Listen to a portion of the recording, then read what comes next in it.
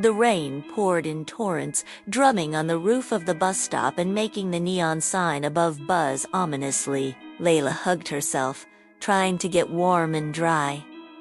The bus was late. She pulled out her phone and checked the time. 11:23 p.m. Where was it? She should have never taken this stupid job.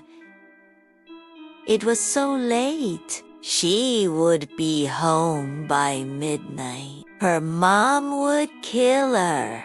But then, through the rain, she saw the headlights of an approaching car. Then the bus. Thank God. She stepped off the curb and onto the road, waving at the bus. And then it stopped. A middle-aged woman got out, walked slowly toward her and asked, "Are you waiting for the bus?" "Yeah," Layla said, surprised at how drenched the woman was. She looked like a drowned rat, and yet her hair and clothes were still dry. "Me too," the woman said. "I'm waiting for the same bus." Layla nodded, then fell silent.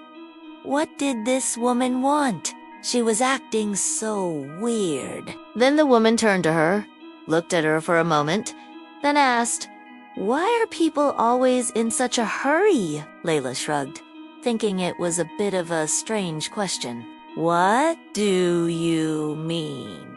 "Well, look at them," the woman said, gesturing toward the cars rushing past us. "They're all running, running, running. They're always running somewhere, aren't they? But where and why?" Layla shook her head. She didn't know what to say. "You see," the woman continued, "life is a journey, not a destination. When they arrive at their destination, they realize it was only a means to pass time. They could have been happier if they hadn't wasted so much time being unhappy." Layla stared at the road. So what was this supposed to mean? The woman was being so cryptic. "I think I need some air," Layla said, hoping to get away from this crazy woman. But the woman stopped her. "Wait, another question. Why do they fear the dark when it's the same as a light? Only the light is noisy and the dark is quiet. I prefer the dark," the woman said with a smile. Layla couldn't take it anymore. She had had enough of this crazy woman and her stupid questions. "Whatever," she said, turning away from her. But the woman continued, "Why run from the rain when you'll get wet anyway? Better to dance in it." Layla rolled her eyes. She had had enough. She just wanted to get home. Then she turned back to the road and waited for the bus. The woman was gone. Layla sighed in relief. Finally, she could wait for the bus in peace. Then she noticed something strange. Where the woman had been sitting was completely dry. Layla gasped. How was that possible? The woman had been sitting there in the rain without getting wet. But how? Layla frowned.